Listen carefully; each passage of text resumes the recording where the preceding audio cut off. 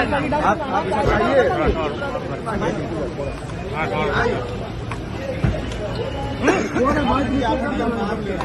तो पकड़ते नहीं है, हम पकड़ लेंगे।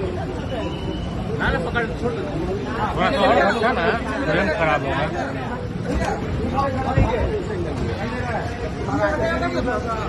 इन शॉर्ट भी थोड़ा बना ला नीचे करना क्या?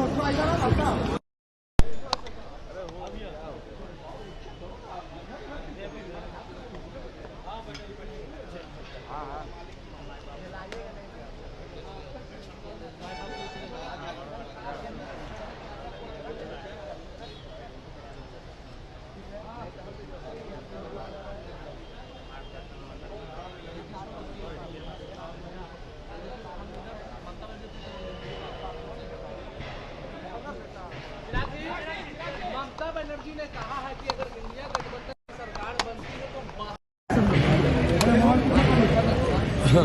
इन लोगों में कौन किसको समर्थन दे रहा है?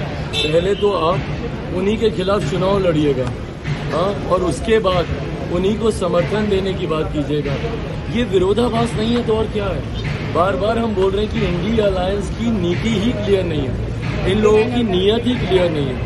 एक आम आदमी पार्टी है जो दिल्ली में कांग्रेस के खिलाफ, कांग्रेस के साथ मिलकर चुनाव लड़ रही है और पंजाब में उन्हीं के खिलाफ चुनाव लड़ रही है।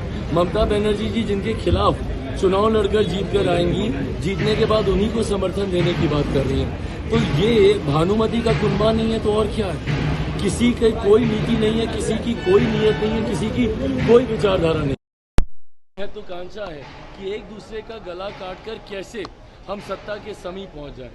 हकीकत है देश की जनता ये तमाम बातें देख रही है। देश की जनता ने बटा हुआ विपक्ष भी देखा है और प्रधानमंत्री जी के नामांकन और हर मंच पर एनडीए की एकजुटता भी देखी है।